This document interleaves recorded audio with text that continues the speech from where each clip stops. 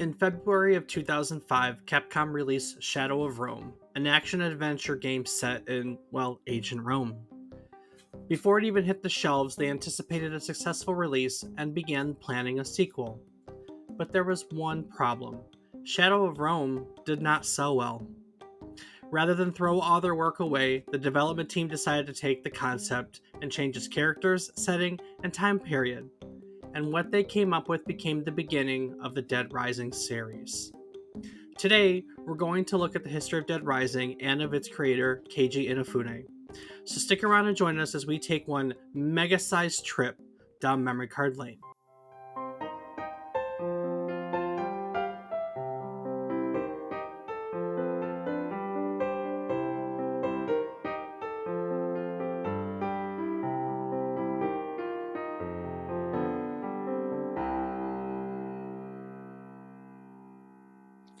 Good morning, good afternoon, and good evening. I hope these words find you well. Hello and welcome to the 154th episode of our video game history podcast, A Trip Down Memory Card Lane. Each week, we'll tell you a story about one topic relevant to the current week in gaming history. It can be about a game, a console, a person, a technology, just something relevant to this week in gaming history. While teaching you about said topic, we hope to teach you something new about it. What it took from the world as its inspiration, or what it gave to the world in its legacy. Today, we're all going to learn about Dead Rising, the action-adventure zombie slaughtering game developed by Capcom and released in August of 2006. I'm David Casson, and as always, I'm joined by my co-host, who always takes his camera with him everywhere. He's my brother, Rob Casson. Rob, what kind of weird-ass things are you taking photos of this week? Well, a lot of photos. Just taking pictures of pictures. And then you try to find pictures that are taken of pictures that are taken of pictures. And you just keep trying to get as many layers as you can. But you can't use your own pictures. Pixception, Dave. What? Phoception. Photoception. There you go. Phoception. I like it. Phoception. Okay. Cool. And to be fair, Dave, keep in mind that I'm not the only one who keeps my camera with me everywhere I go anymore. No, that's common. True. Yeah, well, not as a photojournalist, though. But I guess everyone's a photojournalist, huh? Everyone basically is. All you got to do is pull out that phone and click, click, click. What have we been playing this week? Well, Dave, this week has seen RuneScape and Rocket League, as is the norm. And then a little bit of American Truck Simulator. Getting to cruise the good old USA without leaving my seat. Nice. How about yourself? Played some Rocket League. Played some Forager. And I played... So I spent a few days this week laid up with a back injury.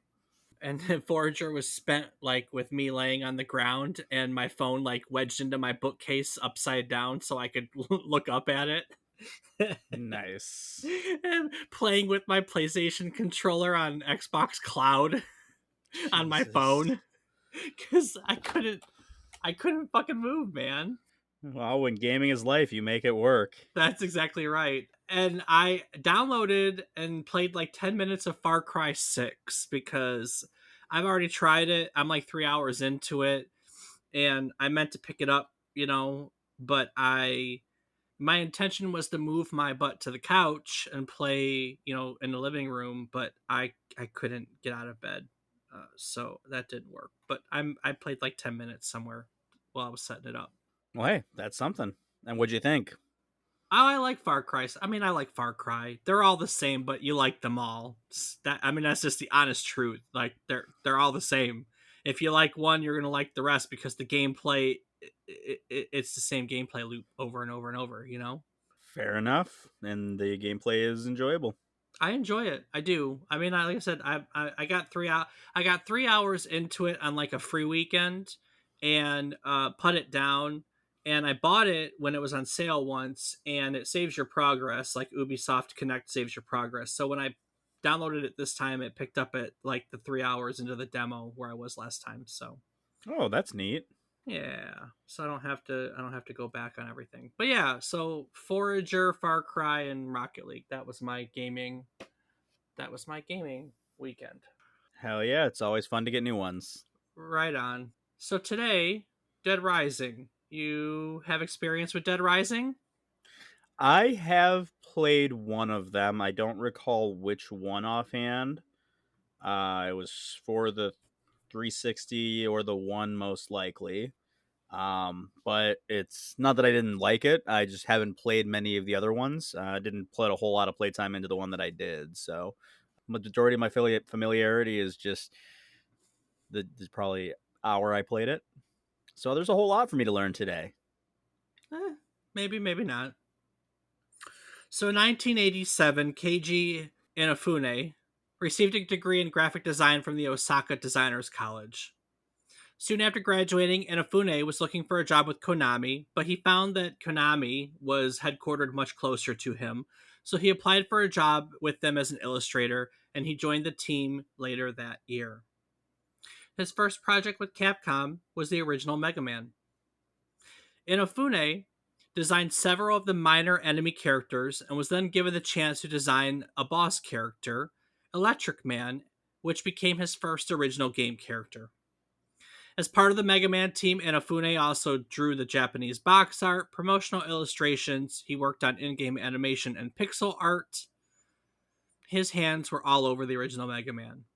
Now, we talked about this during the Mega Man episode, but that was a long, long time ago. That was our 16th episode. Of course, if you'd like to check that out, you can do so by going back to our website, www.memorycardlane.com. We have a whole archives. Episode 16 is just a long way down on it. Also, back then, we weren't as much history based as we were topical based, but, we did a little bit of both.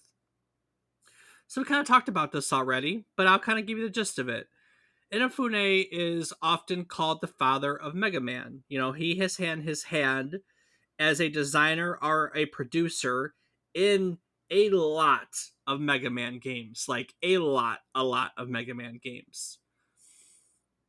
But he refutes being the father of Mega Man. He describes the situation as that Mega Man was already created when he got there. The in game art was actually designed by the other creator of Mega Man, Akira Kitamura, and by the time he got it, he was simply handed a pixel art design and he was asked to reimagine it as an illustration for various materials. And that's how we got the weird Mega Man on the box that we're all used to for Japan.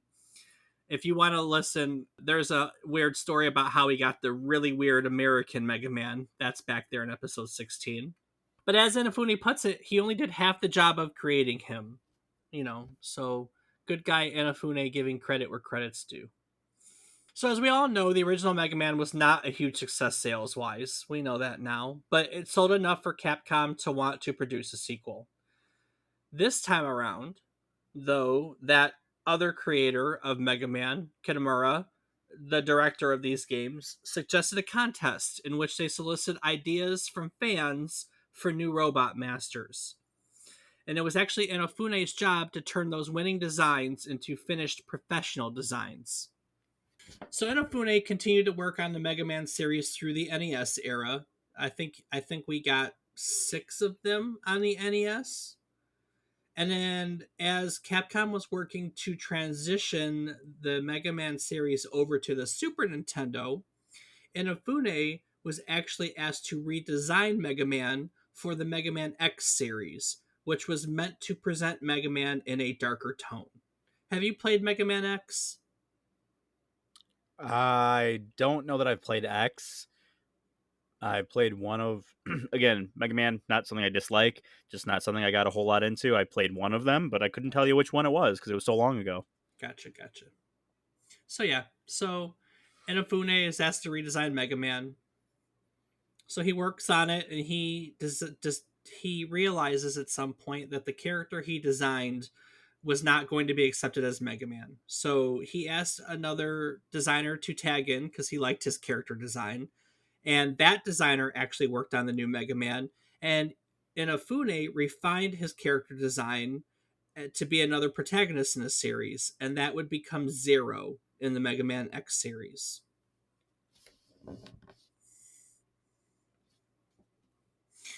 when longtime video game producer Tokuro Fujiwara, who we've talked about more than once, he's the creator of Ghosts and Goblins and Resident Evil, two things we've done episodes on.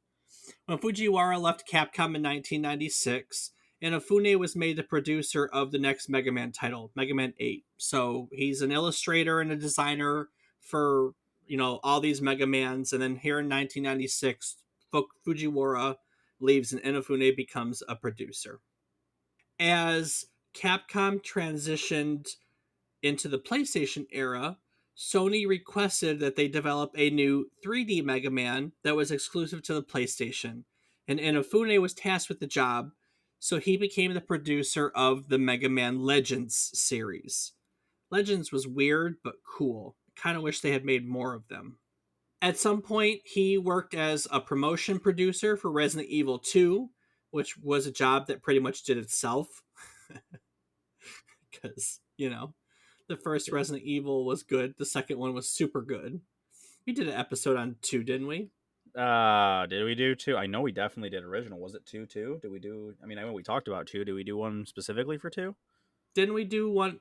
I think we did 2 because didn't I do it? Because they scrapped it. Remember they had like Resident Evil 1.5 and they scrapped it.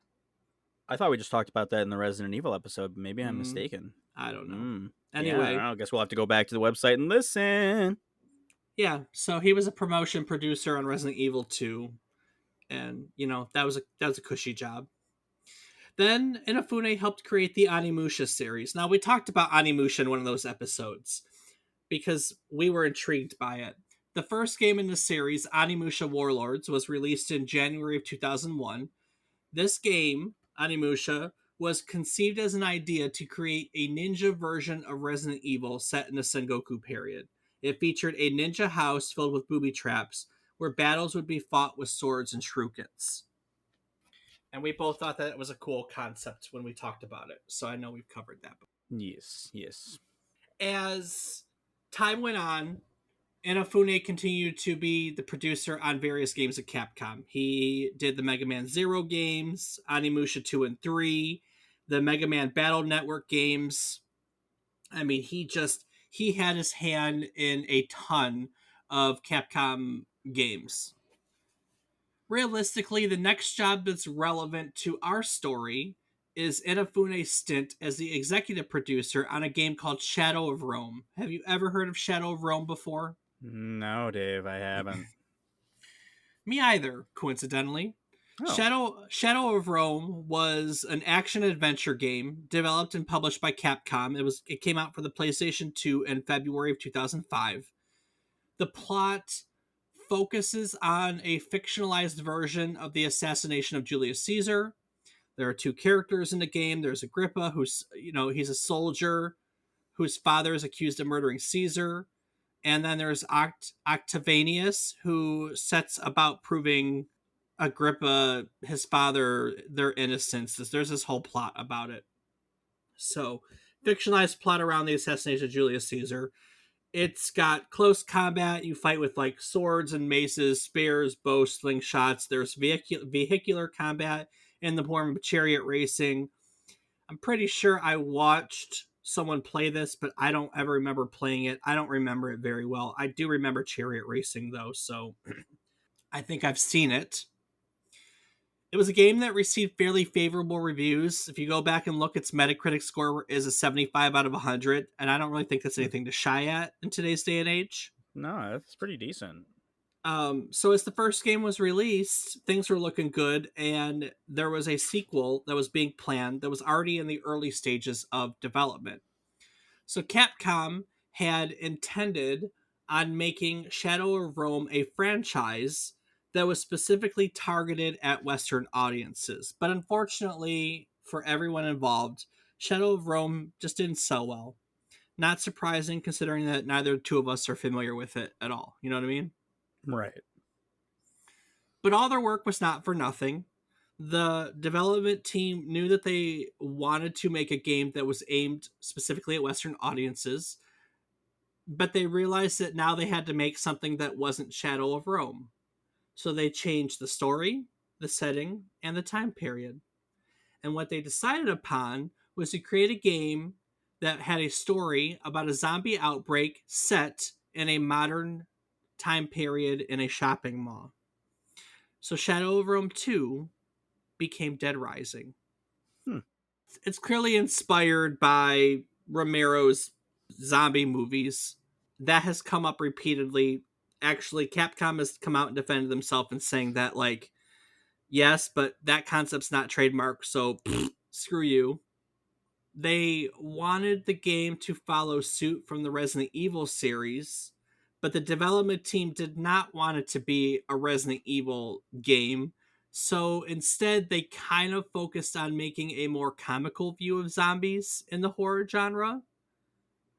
And the that idea and the concepts around it became one of the game's unique traits, and that is they designed it so you have the ability to pick up absolutely anything and use it against zombies. And I mean absolutely anything. Like you can walk into a toy store and pick up like a giant duck mask and beat zombies to death with it. That's awesome. So if there's something in the game, it can be used as a weapon. And the setting for the first game, it's a stereotypical American shopping mall. So you can literally go into a mall that features anything. We know malls have everything in them. Maybe not so much now that they're a dying concept, but at one time, let's say when we were kids, you could walk into a mall and find a store for just about everything. Yeah, no, you're right. That's what they wanted the setting to be, right? Yeah, no, absolutely. Now, one of the key components that the team was interested in was the number of zombies that could appear on screen at one time, because they wanted there to be the feeling that it was a major outbreak. I remember this was the point that was talked up repeatedly leading up to this game. I'm not going to lie, Dead Rising was a game I was super excited for. We'll come back around to that momentarily, but I remember it. I bought into the hype on this game. I had this game on day one, if I'm not mistaken. And the fact that there could be, Wikipedia quotes an article that says there is up to 800 zombies on screen at one time. Jesus. Right. So they wanted to always have this feeling that it was a major outbreak and you could be overwhelmed at one time. On top of that, many of the members of this development team had just finished working on Breath of the Fire Dragon Quarter, and they brought with them some ideas about like development and progression and progress in the game. And they helped the game designers develop the structure of Dead Rising. So in Dead Rising, you have the ability to roll over anything that you've learned in terms of experience, in terms of levels, and your abilities towards each playthrough. Because the playthroughs of Dead Rising are time limited, so you can finish it pretty easily, but then you can keep going to get stronger, more levels, more abilities, so on and so forth. You can do it on subsequent playthroughs. So So they like kind of all worked, new game plus kind of thing. and then new game plus plus, new game plus plus plus, new game plus plus plus Gotcha. plus. Yeah. Your progression is not limited to one playthrough. Your progression keeps going until you're done playing the game. So yeah, needless to say, they all got to work. They put all these systems together. They hyped it up. I bought into the hype. They got to work on Dead Rising, and they released it to the world on August 8th, 2006. And speaking of releasing, Rob, each week when we release a new episode of our podcast, A Trip Down Memory Card Lane, to our listeners, we do it through our use of Zencaster. That's right. Are you thinking about starting your own podcast or currently recording a podcast and just overwhelmed with your episode workflow? If so, look no further than Zencaster, the ultimate solution for podcasts that was a seamless and professional recording experience. Zencaster takes the headache out of remote podcast recording. No more distorted audio, dropped connections, or syncing nightmares. With Zencaster, you'll get crystal clear audio recordings every single time. And you know what's even better? Hmm. Zencaster lets you record your podcast guests in studio quality sound, no matter where they are in the world. It's like having a virtual recording studio right at your fingertips. Also, Zencaster's automatic post production tools make editing a breeze. You can say goodbye to spending hours on tedious edits, and you can focus on what you do best, creating amazing content.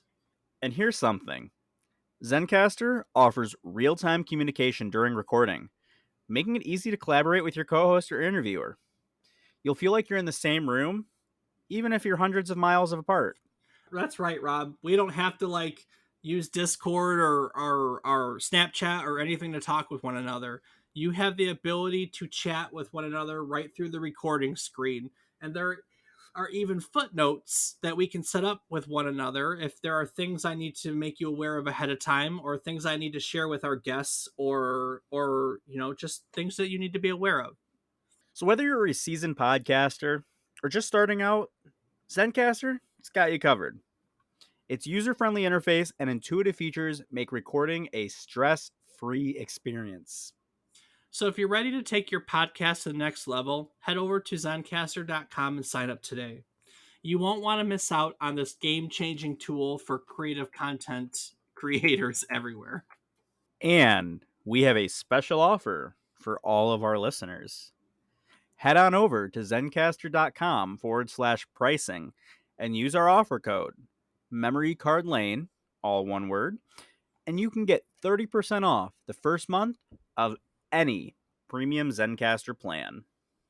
That's zencastr.com/pricing and use our offer code Memory Card Lane for 30% off your first month of any Zencaster premium plan. Record, collaborate, and create with Zencaster today. And you know what, Rob? Collaborate and create is exactly what that development team at Capcom did right up until the release of Dead Rising in August of 2006. So, for those of you who don't know what it is, Dead Rising is an action adventure game. It's the first game in what became the Dead Rising series. It follows a photojournalist named Frank West who becomes trapped in a zombie infested shopping mall. And Frank works to uncover the mystery behind the outbreak before a rescue helicopter arrives in 3 days to evacuate him. There are various ways you can work through the game, and there are multiple endings depending on how you play the game. There's these different triggering conditions, and depending on what you trigger or don't trigger, you have different endings in the game. You play it from a third person perspective. It's open world. You can go anywhere you want in this place called the Willamette Parkview Mall. And basically, you survive by scavenging for items around a shopping mall to fight zombies and really bad people known as psychopaths, while rescuing other people who aren't bad. They're called survivors. And yeah, you've got 72 hours to do it. Do you think it was this one that you played? Do you remember if it took place inside a shopping mall? You know what? Now that I'm thinking about it, Dave, and this may not be part of the series, and it might be, I guess we'll find out when we talk later. I'm pretty sure the one that I played was Dead Island. Oh, was it a first person zombie game? I very well might have been, yeah, but I remember it being set on an island. Yeah, that ain't a Dead Rising game. Well, then no, I don't think I've ever played any of the Dead Rising games. I've only played the island. I think that you'd know it if you were in a room with 800 zombies. I mean, you're describing Left 4 Dead. That's true. So I've definitely played that. So I bought into the hype on this game. It was Capcom and Inafune. It was a zombie game, and we had lots of those. We had the Left 4 Dead series, and we had the Resident Evils, and there was any number of things. So I bought into the hype. I was super excited for this game. I'm sure this was a day one purchase for me. I'm gonna be honest, I couldn't get into it. I tried to like it. There are a few games in my life that I've ever pre-ordered and bought on day one that I can say that about. So Dead Rising sticks out in my mind because it's one of the few. But one of the things about it is it's super hard, and I have never had the patience. Rob knows because he's tried to get me to play Dark Souls before. I've never had the patience for super hard games, and this game is super hard, and I've just never had the patience to play through it. Now, I've played it a bunch. I've gotten pretty far. I've picked it up a few times, but in general, I want to like the Dead Rising series, but I can't.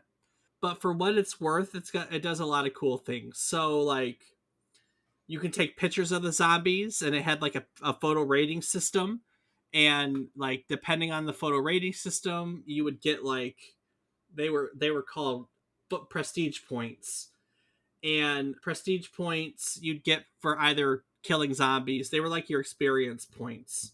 But I remember, like, it was PP because it made me giggle whenever it showed up on the screen. So I know, Yep. right? Yep. That checks out. Yeah, exactly. But the one thing about it is you can literally pick up anything. Like that's the fun part of this game. There are over 250 different items that you can pick up. They include the things that you would expect to be able to pick up, like a gun or a baseball bat or a 2x4, hammers, pistols, shotguns. You could put things together, so you could turn a baseball bat into a spiked baseball bat, for instance. Can you in the first one? Don't hold me to that. You could put a traffic cone on a zombie so it was blind, and then it would stumble around blindly. That was fun. Hell yeah. But then there are things that you wouldn't think. Like you could go to a children's store and pick up like lettered blocks and throw them at zombies, or you could pick up a Barbie doll, so to speak, and beat a zombie with it. You could pick up construction tools. That was one of my favorite stores because there are a lot of construction tools that do a lot of damage to zombies. You could go to a furniture store and beat someone with a side table.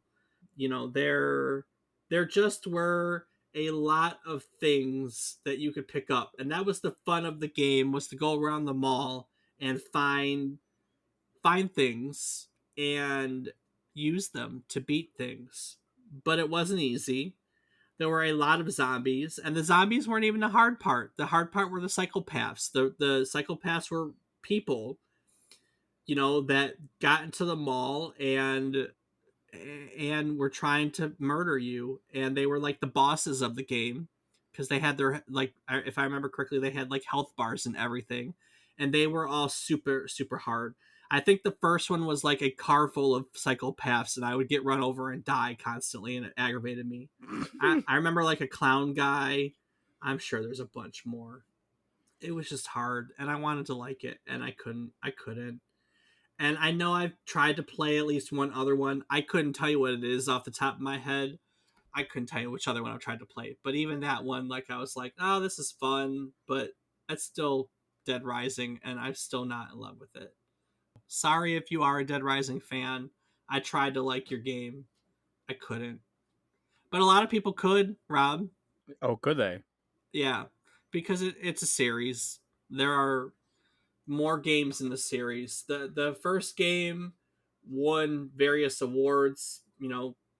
Best action adventure game in 2006, best action game at the Spike TV Video Game Awards that year. Its Metacritic scores an 85 out of 100, so the critics liked it too. Supposedly, well, it's a Platinum Series game. They eventually released this Platinum Series. So to be a Platinum Series, I think you have to sell at least 1 million copies. So I'm pretty sure that we know that it has sold at least 1 million copies. So a lot of people have played, and a lot of people have very much enjoyed Dead Rising. And so it became a series, right? So Right. 2006, we got Dead Rising, and therefore we got Dead Rising 2 in what? Dead Rising 2 we got in 2010, 4 years later. Every time the people and the setting change. So like the first one is Frank West in a shopping mall. The second one is Nick Ramos in a fictional city called Los Perdidos, California. We got, no, that's Dead Rising 3. Dead Rising 2 is Fortune City, Nevada, the one that wants to be like Vegas. And you got Chuck Green. I played the second one because I definitely played a Chuck Green game. I remember Chuck Green. And the catching with Chuck Green is Chuck Green's trying to keep his daughter alive. There's supposedly at this point a drug called Zombrex, which allows an infected individual to stop from completely turning. And so the timeline in the second one with Chuck Green is a timeline to try to get Zombrex and prevent his daughter from turning. So that's a casino town, Fortune City, Nevada, Chuck Green. So I played the second one. I do not recall playing any past that. So the third one, the third Dead Rising would have been 2013.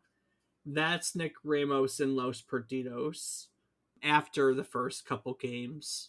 And then Dead Rising 4 brings the first protagonist, Frank West, back, and he is back in Willamette, where they've constructed a memorial where that mall used to be. It's like a memorial megaplex, and it has fallen under another zombie outbreak. Man, they need to get it figured out with all these outbreaks. I know, right? But they've done some others. They've done some others too. So they did Dead Rising Chop Till You Drop, which was a reimagining of Dead Rising for the Wii. They couldn't take the Xbox version and just take it on the Wii because the Wii's limitations, so they had to do some modifications. So it's still set in a mall. You still have to save survivors, but there's more emphasis on firearms. There's less items to pick up, and the game is more structured around missions than a free roam open world concept. And they had to make these changes because it needed smaller maps, less enemies. It also doesn't have the photo system. This was all because the Wii was a weaker system, as we all know. So they made these changes to get it to fit onto the Wii, and that's called Dead Rising Chop Till You Drop, which I really like. They also reimagined Dead Rising 2. It's called Dead Rising 2 Off the Record. And basically, instead of Chuck Green as the protagonist, it brings Frank West as the protagonist. So he can explore Fortune City instead. That's kind of cool, huh? Yeah. They had a collection eventually for the 360, which had Dead Rising 1 and 2 and all their and Off the Record. So those all those games on the Xbox came out in a collection in 2014. That was Europe. And then at one point they did the same for something called the Dead Rising Triple Pack. It's got Dead Rising 2, and Dead Rising Off the Record for the PlayStation 4 and Xbox One that came out in 2016. That's all fun, right? Absolutely. But the thing with all of these games is like, oh, the second game is when you could combine weapons together. So maybe the second one was the one I was thinking where you could make that stabby bat. Hmm. You couldn't do it in the first one. They introduced combo weapons in the second one. Also, you could play the main story in the second one in 2-player co-op, and I think that's how I played it. Played it with Eric. I'm pretty sure I played a little bit of it with Eric, but I can never get into those. I don't know, Dave. I couldn't tell you. You could do combo weapons at crafting tables. In Dead Rising 3, crafting tables were removed, so the crafting system, you could fuse the weapons anywhere. You could also play in 2-player co-op mode in Dead Rising 3, where the second player controls a character named Dick. Cool. And in Dead Rising 4, you can... It's got the open world setting. It's got peepees again. And now they have to fight stuff in this stupid complex. It looks like every time the score's gone a little bit down. So like Dead Rising 1 we said was what, an 85? 75 That No, it was an 85, wasn't it? for number one? Yeah. I swore you said 75, Dave. All right, let's go back. No, it's an 85. So Dead Rising 1's an 85 out of 100. Dead Rising 2 is a 79 out of 100. Dead Rising 3... Oh, shit. I was thinking Shadow of Rome was Oh, 75. for sure. Yeah, you didn't tell me Dead Rising that I recall. Dead Rising is a 78, so they've Oh, slid every damn. time. And Dead Rising 4 is a 74. Damn, so it even got beat by Shadow of Rome. Yeah, it sure did. What the heck? Hey, sometimes sequels are great, sometimes they let the ball slip. Here's one reviewer for 4 who said, I don't like this new Frank West. It reminds me of a less interesting Ash Williams. Okay. Oh, man. That's a That's fun. pretty good one. Yeah. And for those that don't know, please go watch Evil Dead. A sequel to the game, titled Dead Rising 5, was in development at Capcom Vancouver for Windows and Xbox One. The game was set between Dead Rising 2 and Dead Rising 3, and it would have followed the adventures of Chuck and Katie in Mexico. The project was canceled when Capcom Vancouver shut down in September of 2018. So there you go. Wow, shit. At the moment, no Dead Rising 5. I didn't even know there was a Capcom. Capcom Vancouver. Yeah. Capcom Vancouver worked on all the Dead Risings, starting on Dead Rising 2. They were formerly known as Blue Castle Games. They're a Canadian video game developer owned by Capcom with a minority stake partnership by Microsoft Studios. As Blue Castle Games, the company was the creator of several successful baseball sports video games, including The Bigs, MLB Front Office Manager, and The Bigs 2. Can't say I played any of those. Yeah, that's really all they did. They made those. Here, look, they made The Bigs, Major League Baseball 2K8, MLB Front Office Manager, The Bigs 2, Dead Rising 2, Dead Rising 3, Dead Rising 4, Puzzle Fighter, Okay, I'm curious now. Dead Rising 4 Frank's Big Package, which I assume was like the DLC, and then they got shut down. Well, after that one, yeah, I'm sure they pushed the bar a little too far with his big package and Yeah, they sure did. got shut down. They sure did press their luck with this big ass package. So yeah, there has been one mobile game. They released a spin-off, Dead Rising Mobile, in 2010. It gets awful reviews, so we're gonna move past that. And there have actually been 3 films. I didn't even know there were films. Did you know there were films? I had zero idea of that, Dave. So in 2010, there was a Japanese film called Zombrex Dead Rising Sun. This was actually directed by Inafune. It features a new cast of characters, but is set in the same world as Dead Rising. And then there are 2 American Dead Rising movies. Dead Rising Watchtower came out in 2015. It stars Rob Riggle, among other people. It's set between the events of Dead Rising 2 and Dead Rising 3, and it follows an online reporter named Chase Carter and his camerawoman Jordan as they cover the stories of people inside the Walden quarantine area in the fictional town of East Mission, Oregon. Interesting. And then in 2016, there was Dead Rising Endgame, That's my favorite part of Marvel. and it continues the story where Watchtower left off, according to this. So I wonder if Zombrex was like a precursor to Brexit, Oh, I don't know. Both. and then could you call it like if they did a sequel to it? Could you call it Zombrexit and have it taken place in England, UK? Maybe. Hmm. That's an interesting. I have friends over on the British Isles. I'll have to ask them. It's interesting also, Dead Rising Sun, that being a Japanese film, knowing the rising sun is the flag of Japan. It's kind of a cool concept. Nice. What, you didn't know that? You didn't know that's what it's called? No. Yeah, the red circle, it's called the rising sun if I remember correctly. Dead Rising was a thing until Dead Rising 4 in, I don't know what year did I say it was? 20. I can't remember now. Sorry, 2016, I think. what are you asking about? When Dead Rising 4 came out. Ah, yes, Dead Rising 4 It was definitely came 2016. out in that year. Yeah, definitely 2016. And that's kind of that. It is no more. But not all is lost with this story. Inafune still has a really successful career. The year he created Dead Rising, 2006, he was promoted from corporate officer to senior corporate officer. Ooh. He was a producer for the Mega Man ZX series, Mega Man 9 and 10, Dead Rising 2. So he has done a whole lot of stuff. In April of 2010, it was announced that he would become Capcom's global head of production. Isn't that cool? That is pretty damn cool.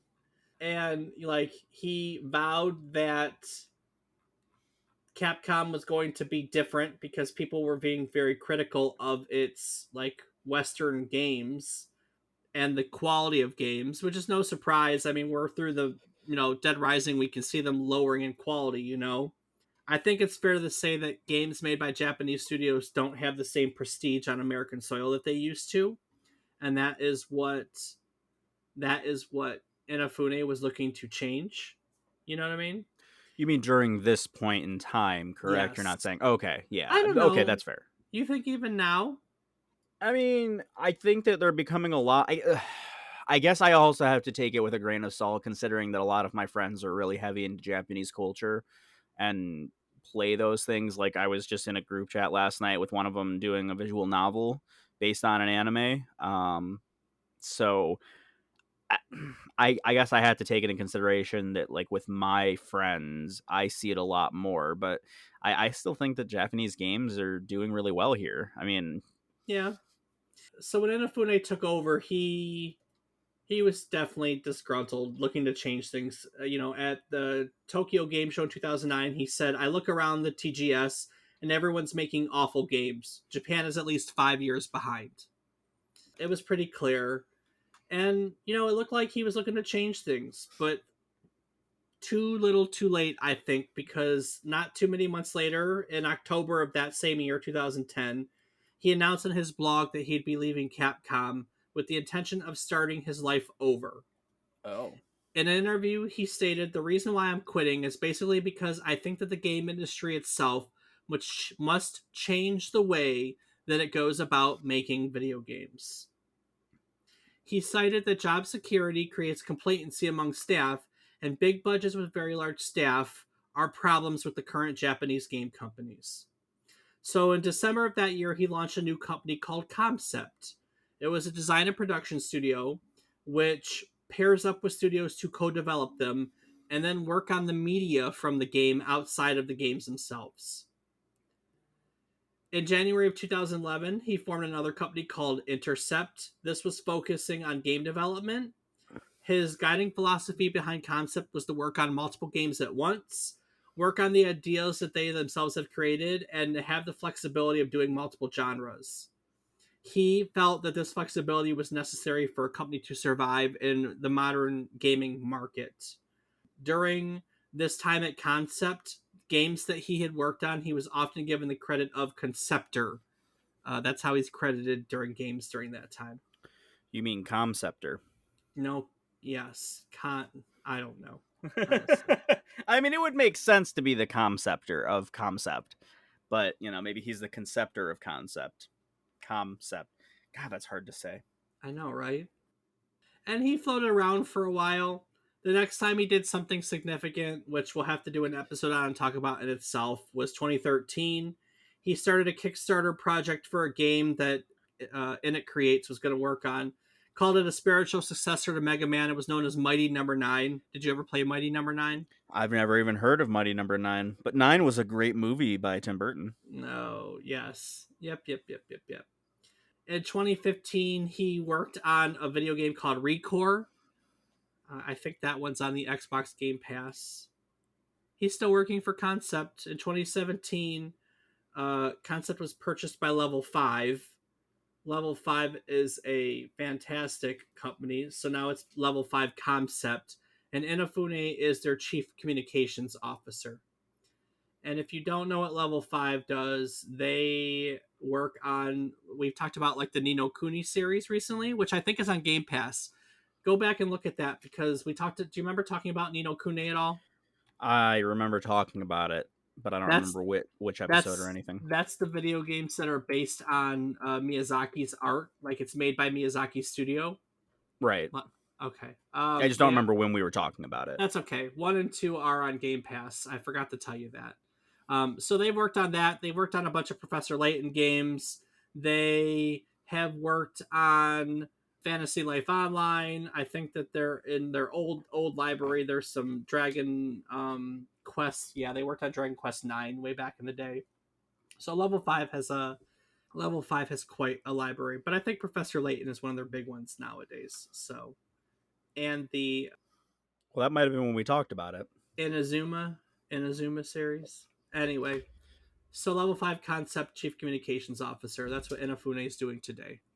Inafune's got a lot of stuff going on, but Dead Rising is not one of them because I guess the first one started out well, but then people started to not like them like I don't like them. There, that's my story. Well, sometimes the sequels win and sometimes they don't. Is that so? I mean, you just never know, man. Some games start out with a great series and then just fade off as they try to oversaturate things, and this could be one of those. I mean, obviously, it seems to have been one of those things with the scores consistently dropping and whatnot. Whatnot? Whatnot. That's Dead Rising, Rob. Indeed, it is. Dead Rising and now Dead Falling. But there were a lot of other things that we talked about in this episode, weren't there? I mean, there were a few things here and there. Definitely Like, little callbacks that we can talk to. we talked about, we can talk about Inafune, and we covered Resident Evil. We covered Ghosts and Goblins, where we talked about Fujiwara before. So if you'd like to learn about any of those topics, we have our whole archive, a whole library of 153 other stories about historical video game concepts, and you can check out any of them by going to our website at www.memorycardlane.com. Rob, what else can people find on our website? Well, Dave, you can find a calendar of upcoming episodes. Maybe put in some little notes or comments in there, some little fun history facts that you may have about it. You can find a picture of Dave and I, and maybe a little bit of information to get to know the people you listen to week in and week out, get an idea of who we are. You can find links to things such as our Patreon and our Discord, where you can come and hang out with us, just shoot the shit, talk some games, talk some life, talk some history with Dave, because Rob not good history, man. Or English, apparently, with that one. We're good. And you can also find links to our social media. I am on multiple platforms as Rob_O_Raptor, and Dave. I can be found on various platforms as David_is_wrong. Indeed. Also, our Patreon. I've been posting our episodes weekly on our Patreon for a dollar a month. On the first of the month, $1, maybe two. You guys can part with $1 or $2 and help us fund this hobby of ours. I've been posting unedited and no ad versions of each episode. So if you'd like to peruse either of those, or if you just want to support us, throw us $1 a month, guys. It ain't no big deal. You can spare $1. Or just walk up to Dave and I and give us $1. That works too. Yeah. I look like a homeless person plenty of times, He anyways. definitely does, but For don't let sure. it fool you. So do I. I mean, we don't try, but hey, that's because all of our effort goes towards this podcast. Very, very true. And yeah, each week we like to teach you something new about a single topic relevant to the current week in gaming history. That topic can be a game you maybe have heard of or never heard of. It can be about a person maybe that you've never or heard of. It can be about technology that has impacted one of your favorite video games. There are any number of things that we talk about. While teaching you about these topics, we hope to teach you something new each week. We hope to teach you something that it took from the world as its inspiration, or something that it gave back to the world as its legacy. One of the best parts about getting to do this podcast each week is that as we do research for new episodes and have to force ourselves to step out of our comfort zone to fill in, not so popular weeks in video game release history, we always learn new things with obscure topics. Learning is a lot of fun. Even with things we know a lot about, we always learn new things. Each week we learn things and we get to teach them to you, because that's one of the best things about teaching is when you teach you learn, when you learn you teach. It's a wonderful cycle. So in recognition of this cycle, each week we like to talk about our takeaways from each episode. So Rob, what did you learn today? Well, Dave, I think that my big cool thought is that a guy who worked on Mega Man, which I mean, I haven't played any of the later games, so I know we talked about it, him trying to turn it into like a darker tone.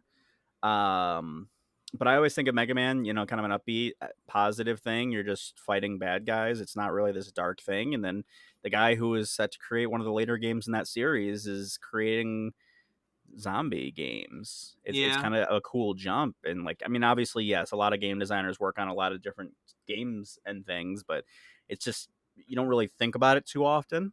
And it's just cool to know that someone who created Mega Man also created a zombie game. Yeah, the Mega Man's Mega Buster is one of the weapons in this game. You find it like the toy store and it actually shoots and stuff. It's kind of cool. Okay, that is pretty freaking dope. So it's also now that's another big takeaway: the fact that he was able to have some things from his original projects in there and be able to pay homage to where he, I don't know necessarily got started is the right thing to say, but to some of his earlier work. I mean, it's always cool when you can find those little Easter eggs in there. So Absolutely. that's my big takeaway, Dave. What about yours? I never knew that Dead Rising came from Shadow of Rome. I had no clue that they pivoted based on a sequel to a game I may or may not recognize, and they turned that into Dead Rising. I think that's cool. So, No, it definitely is. I mean, it definitely would have a lot more of an impact if you had played it and loved Shadow of Rome and could maybe have seen the similarities. But it's cool to know that it came from something that wasn't so popular here, and albeit maybe not hugely successful, it created a somewhat successful game here in America. right, right, right. All right. Well, that'll do it for Dead Rising and this week's topic. So, Rob, before I look ahead to next week, is there anything that you'd like to add to today's episode?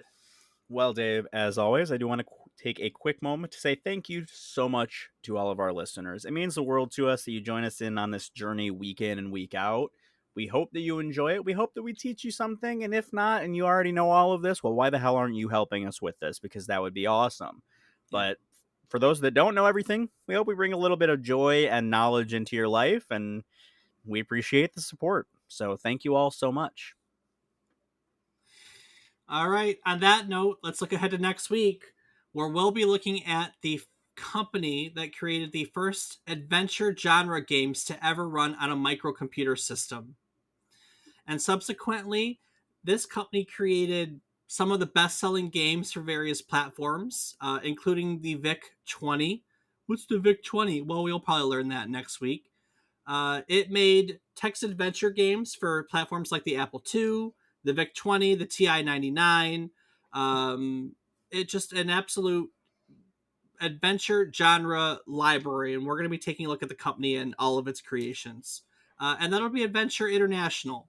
Probably never heard of it. I'm not too familiar with it, so I'm excited to get this topic. So join us again next week as we take a text adventure on yet another trip down memory card lane. Do the thing. Do-do-do-din-da-da-da-da-boo-doo.